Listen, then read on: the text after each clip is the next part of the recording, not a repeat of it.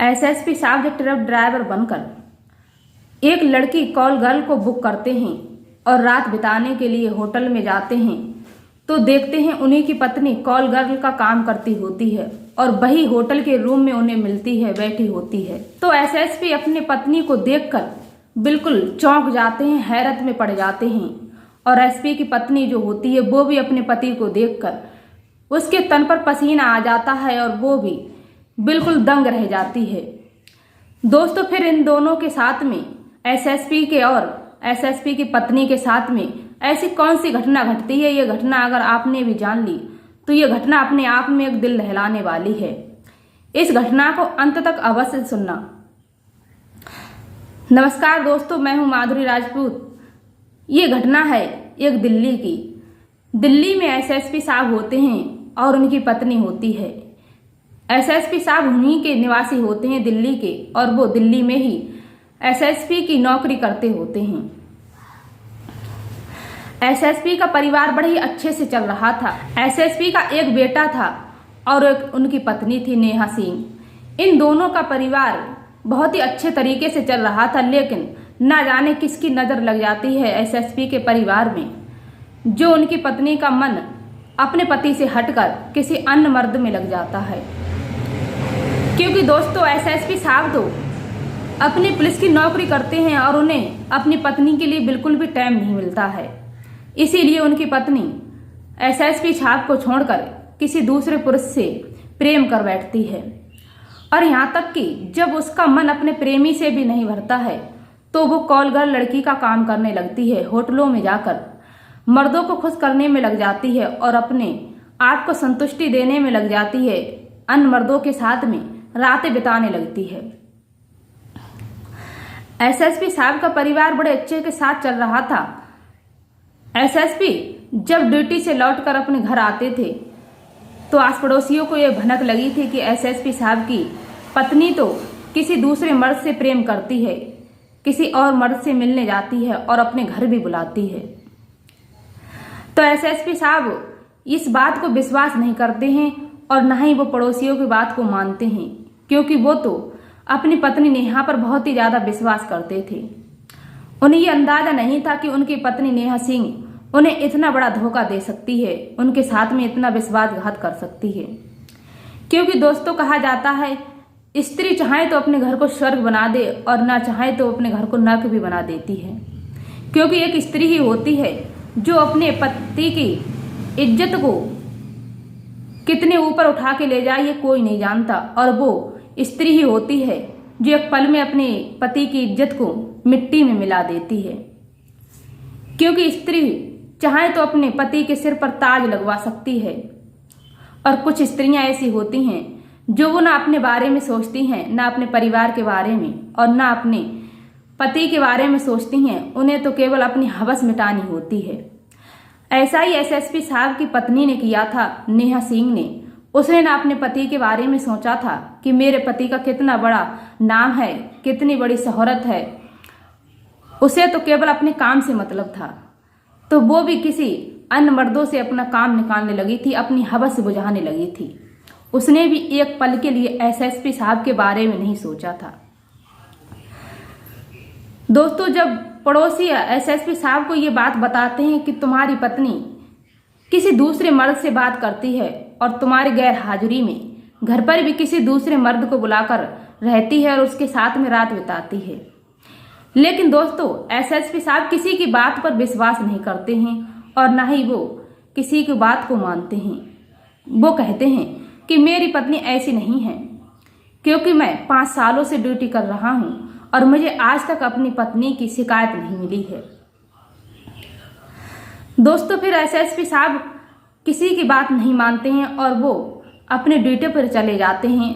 ऐसे ही एसपी साहब के साथ में कम से कम 2-3 महीने गुजरते हैं। फिर एसएसपी साहब के साथ ऐसा ही चलता रहता है।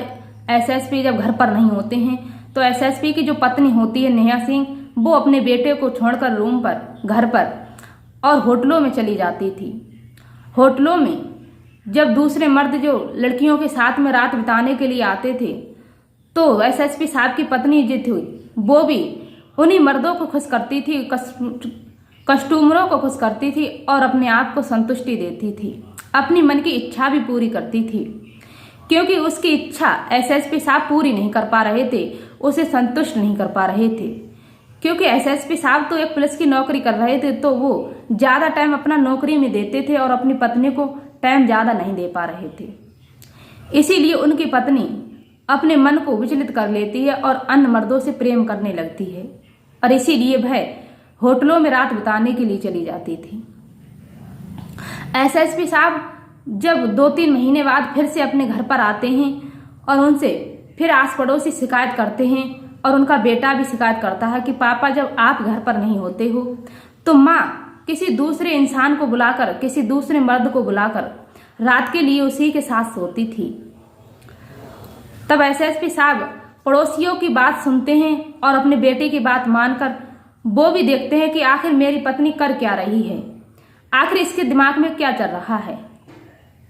जब पड़ोसी जब उसे बताते हैं कि आपकी पत्नी फलाने होटल में ऐसे काम करने के लिए जाती है, वो अन्य मर्दों के साथ में शारीरिक संबंध बनाती है, तब एसएसपी सोचते हैं कि मैं भी एक दिन उसी होटल में जाऊंगा और अपनी पत्नी को रंगे हाथ पकड़ूंगा, नेहा के लिए मैं रंगे हाथ पकड़ूंगा। फिर एसएसपी साहब एक ट्रक ड्राइवर बनकर सादा कपड़ों में जाकर उसी होटल में जाते हैं और एक रात के लिए ठहरते हैं। तो होटल के मैनेजर से एक लड़की बुक करते हैं। जब वो कॉल कर लड़की के लिए बुक करते हैं, तब वो होटल नंबर 102 में जाते हैं और वहां पर जब लड़की का इंतजार करते हैं तो वो उस रूम में एसएसपी की पत्नी आती है और एसएसपी साहब बेड पर पहले से ही बैठे होते हैं। जब एसएसपी साहब की पत्नी नेहा सिंह आती है और वह एसएसपी साहब को देखकर बिल्कुल चौंक जाती है, उसके तन पर पसीना आ जाता है और एसएसपी साहब भी अपनी पत्नी को देखकर दंग रह जाते हैं। फिर एसएसपी साहब की पत्नी पैर दबाकर रूम से लौटने लगती है, तो एसएसपी साहब अपनी पत्नी को रोकते हैं, कहते हैं इधर आओ, तुम डरो मत, मैं तुमसे कुछ नहीं कहूंगा, तुम इधर आओ, डरो मत, मैं तुमसे कुछ भी नहीं कहूंगा, तुम इधर आकर मेरे पास बेड पर बैठो। जब नेहा सिंह एसएसपी साहब के पास जाकर बेड पर बैठती है तो वो बिल्कुल थरथराती है, कांपती है और उसके तन पर पसीना आ जाता है। तब एसपी साहब कहते हैं, बड़ी प्यार से बात करते हैं और अपनी पत्नी से पूछते हैं कि तुम डरो मत, आखिर तुम ऐसा काम क्यों करने लगी थी? मैं अच्छा खासा पैसा कमाता हूँ, मेरे पास अच्छी खासी दौलत है, शोहरत है, गाड़ियाँ हैं, मकान भी है और हमारा परिवार बड़े अच्छे से चल रहा है, फिर भी तुमने इतना गंदा काम क्यों किया? तुमने मेरी इज्जत को मिट्टी में मिलाया है, आखिर तुमने ऐसा क्यों किया? किस चीज़ की कमी थी तुम्हारे लिए? केवल मैं तुम्हें टाइम नहीं दे पाता था क्योंकि मैं ड्यूटी करता था, इसीलिए मैं तुम्हारे लिए ज़्यादा टाइम नहीं दे पाता था, तुम्हारे साथ ज़्यादा टाइम नहीं बिता पाता था। लेकिन फिर भी तुमने मेरे साथ जो किया ये बहुत ही गलत किया है, बहुत ही ज़्यादा गंदा काम किया है, घिनौना काम किया है। इसीलिए मैं तुमसे कहता हूँ कि तुम जिस प्रेमी से प्रेम करती हो, जो तुम्हारा प्रेमी है, तुम उसे कॉल करो और उसे घर पर बुलाओ। तुम उससे कहो कि वो घर पर आए। फिर नेहा सिंह अपने प्रेमी के लिए कॉल नहीं करती है। फिर एसएसपी साहब उससे ऊंची आवाज में कहते हैं कि तुम अपनी प्रेमी के लिए घर बुलाओ, उसे कॉल करो कि मैं तुमसे अभी मिलना चाहती हूँ। फिर नेहा सिंह अपने प्रेमी के लिए कॉल करती है, वो उसी दिल्ली में वहीं का पास का होता है, नोएडा का। और नेहा सिंह कहती है कि तुम अभी आ जाओ, मुझे अभी तुमसे मिलना है, मुझे तुम्हारी बहुत याद आ रही है। फिर उसका प्रेमी जो होता है वो कहता है, मैं थोड़ा दूर हूँ, मुझे 1 घंटा लग जाएगा आने में। फिर नेहा सिंह कहती कोई बात नहीं है, जल्दी आने की कोशिश करना, क्योंकि मुझे तुम्हारे बिन रुक नहीं मिल रहा है और बहुत ही ज़्यादा याद सता रही है। ऐसा कहकर नेहा सिंह फोन काट देती है। फिर एसएसपी साहब जो होते हैं वो अपनी पत्नी से कहते हैं, मुझे तुमसे कोई शिकायत नहीं है, मैं भी देखना चाहता हूं कि आखिर तुम्हारा प्रेमी तुमसे कितना प्यार करता है, तुम्हारे कहने पर कितनी जल्दी आ सकता है और तुम्हें कितना चाहता है। फिर एसएसपी साहब अपनी पत्नी को लेकर घर जाते हैं और अपनी पत्नी से आधी बात तक नहीं कहते हैं, ना ही उससे कर्री नरम कोई बात कहते हैं। वो बड़े प्यार से अपनी पत्नी को लेकर घर वापस लौट जाते हैं। और घर जाकर जब बैठते हैं दोनों लोग, तब वो नेहा सिंह का प्रेमी जो होता है वो घर आता है और घर आकर देखता है कि एसएसपी साहब तो बैठे हुए हैं। वो एसएसपी साहब को देखकर भागने की कोशिश करता है, घर से लौटने की कोशिश करता है। तब एसएसपी साहब नेहा सिंह के प्रेमी को आवाज लगाते हैं, कहते हैं डरो मत, मेरे पास आओ, यहाँ आकर बैठो, मुझे तुमसे कुछ बात करनी है।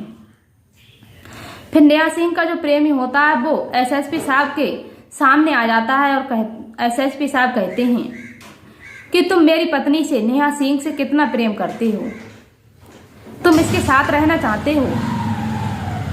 फिर वो प्रेमी जो होता है वो नेहा सिंह के लिए अपनाने के लिए तैयार हो जाता है और एसएसपी साहब जो होते हैं वो अपनी पत्नी को ले जाकर और उसके प्रेमी को ले जाकर एक मंदिर में चले जाते हैं। एसएसपी साहब जो होते हैं वो अपनी पत्नी को लेकर और उस प्रेमी को साथ लेकर एक मंदिर में चले जाते हैं और उस मंदिर में बड़े ही खुश होकर अपनी पत्नी की, नेहा सिंह की, उस प्रेमी के साथ में शादी करवा देते हैं। उसे एक पत्नी का दर्जा उस प्रेमी को दिलवा देते हैं और उस प्रेमी से कहते हैं कि आज से नेहा तुम्हारी पत्नी है, तुम इसके साथ में जितना मन करे उतना टाइम बिताओ और जितना चाहो उतना साथ रहो, अपने परिवार में बड़ी अच्छी जिंदगी जीना। नेहा सिंह से एसएसपी साहब कहते हैं कि तुमने जो मेरे साथ किया है वो सही नहीं किया है, तुमने जो धोखा मुझे दिया है, कल के लिए अपने प्रेमी को धोखा मत दे देना, क्योंकि तुम्हारी प्यास तो ना मुझसे बुझी थी और ना तुम्हारे प्रेमी से, इसीलिए तुम अपने प्रेमी को भी छोड़कर होटलों में अन्य मर्दों के साथ रात बिताने लगी थी। अब आगे से तुम दोनों लोग पति पत्नी हो और तुम्हें पूरा हक है, तुम अपने जीवन एक साथ बिताओ और आज से ये तुम्हारी पत्नी है। फिर एसएसपी साहब अपनी पत्नी को कानूनी तरीके से भी छोड़ देते हैं और उसे पूरा अधिकार उसके प्रेमी को उसकी पत्नी बनने का दे देते हैं। फिर उसके साथ में एसएसपी साहब अपने घर आ जाते हैं और 1 साल बाद एसएसपी साहब भी एक गरीब घर की लड़की देखकर अपनी दूसरी शादी रचा लेते हैं, अपना दूसरा विवाह कर लेते हैं। क्योंकि दोस्तों कहते हैं गरीब घर की लड़की अगर अमीर घर में पहुंच जाए तो वो अपना घर चला लेती है, लेकिन बड़े घर की लड़की चाहे गरीब घर में पहुंच जाए और चाहे अमीर घर में, वो अपनी औकात दिखाई देती है। क्योंकि गरीब घर की जो लड़की होती हैं वो बहुत ही ज़्यादा संस्कारी होती हैं और वो अपनी इज्जत के लिए भी मरती हैं और अपने परिवार की इज्जत को कभी मिट्टी में नहीं मिलाती हैं और ना ही अपने परिवार की इज्जत पे कभी भी दाग लगने देती हैं। ऐसी होती हैं गरीब घर की लड़कियां। दोस्तों एसएसपी साहब ने भी अपने 1 साल बाद दूसरी शादी रचा ली, दूसरा विवाह कर लिया। फिर एसएसपी साहब अपने जीवन को फिर से बड़े ही आनंद के साथ बिताने लगे और बड़े ही अपने जीवन में खुश रहने लगे। तो दोस्तों एसएसपी साहब ने आखिर ये अपनी पत्नी के साथ में सही किया या गलत किया, ये कमेंट कर अवश्य बताना। अपनी राय हमें कमेंट बॉक्स में अवश्य देना ताकि हमारा भी मनोबल बढ़ता रहे। दोस्तों मेरी इस घटना का सुनाने का मतलब किसी के दिल को ठेस पहुंचाना नहीं है, बल्कि आपको जागरूक करना है, आपको सचेत करना है, आपको सतर्क करना है। क्योंकि आप भी अपनी पत्नियों पर नजर रखिए और अपने परिवार के साथ में खुश रहिए। क्योंकि अपनी पत्नी से प्रेम चाहे कितना भी करो, लेकिन उस पर एक नज़र तो हमेशा सबकी रखनी चाहिए, जिससे भी आपकी पत्नी आपके साथ में कभी भी कोई विश्वासघात न करे और अपना गलत कदम ना उठाए।